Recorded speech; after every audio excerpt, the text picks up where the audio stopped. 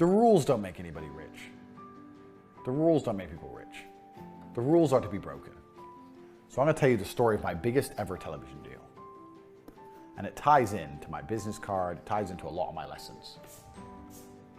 So I'm going to need my board for this one. This is a good story. My largest ever television advertising deal was how I bought my first Aston Martin. And it was £300,000.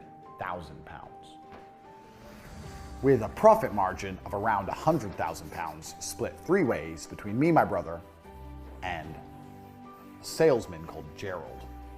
And this was for a company I may not have mentioned yet in this fucking thing. My career in TV was long. In between T2 and Vixels, for a 6-month period, I ran a company called Povey Sindel. Don't ask why. Random name, sounds important. And we sold TV advertising.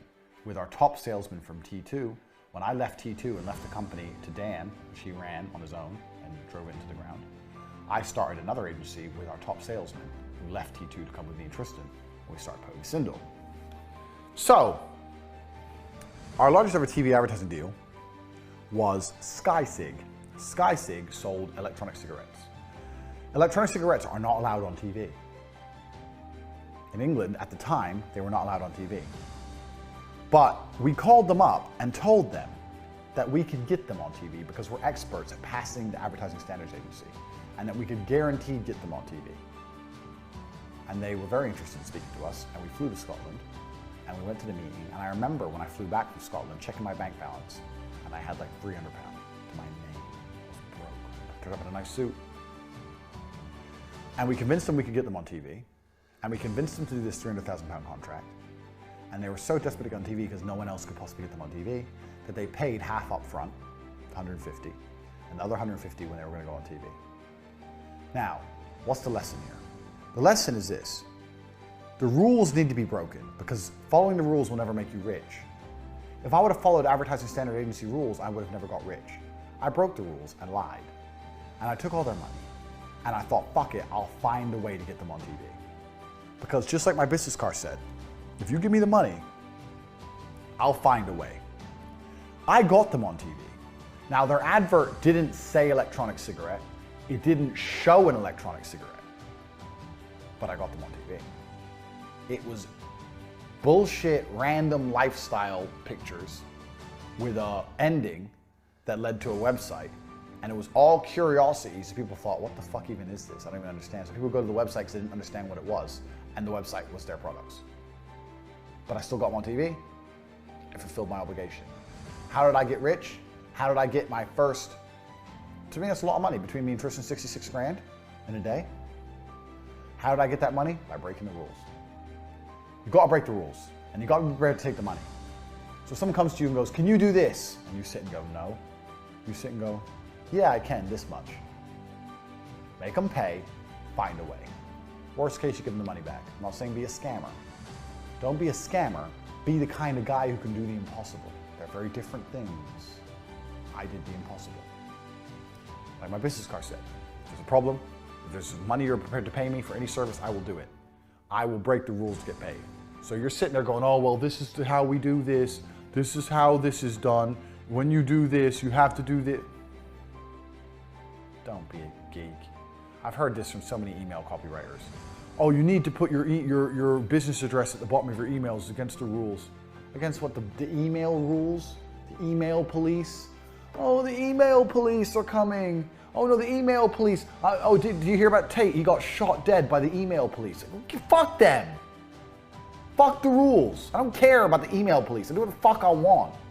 I will email you as many times as I fucking like. Unsubscribe then.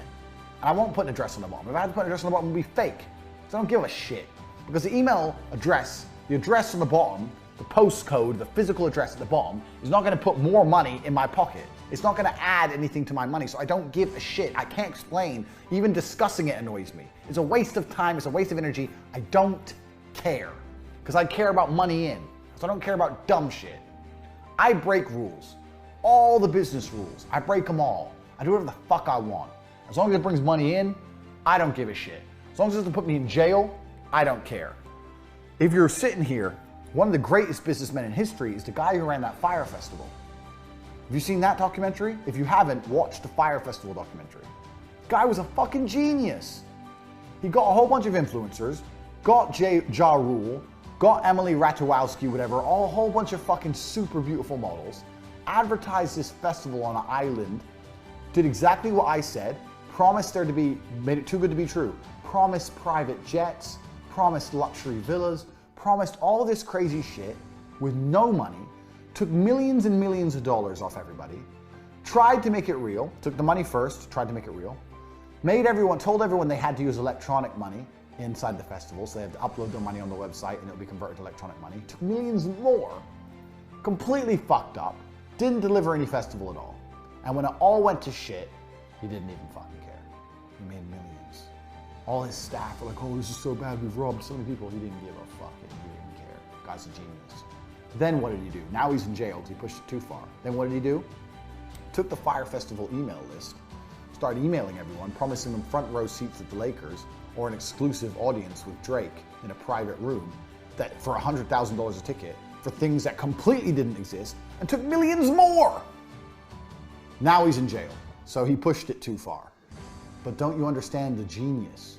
If he would have not done the second part and just stopped with the festival and just gone to court and been like, yeah, my staff were incompetent, they didn't do the things they're supposed to do, the government of the island changed their minds last minute, which is true, and it ruined everything, and I'm really sorry that I didn't deliver. I'm gonna try and pay back as much money as I can. But he followed my business principles and he famoosed loads of money off the top, looked after himself first and not the business.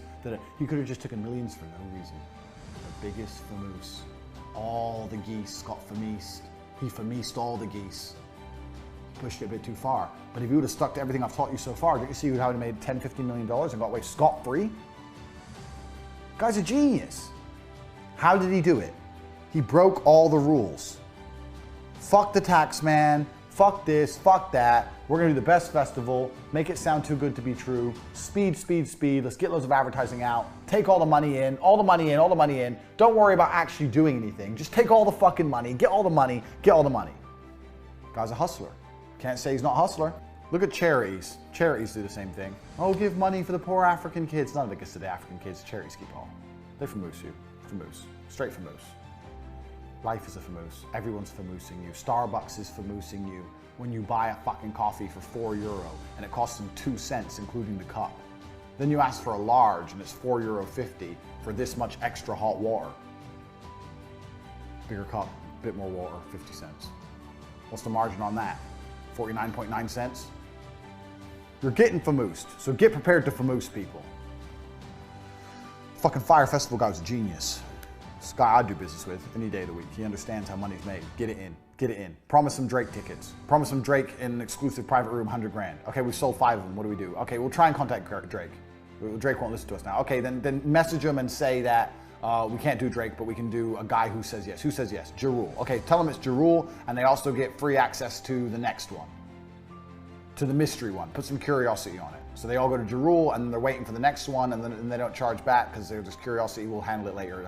Sell tickets, get money in, money in, money in, money in, money in, money in, money in. Fire Festival. Guy's a G.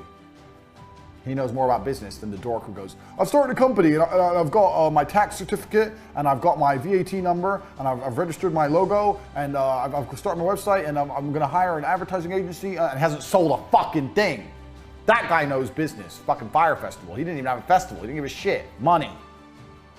He stuck to my principles completely. He didn't have a festival, but you know what he did have? A fucking payment processor. He had that. $20 million. He had that. Jesus Christ.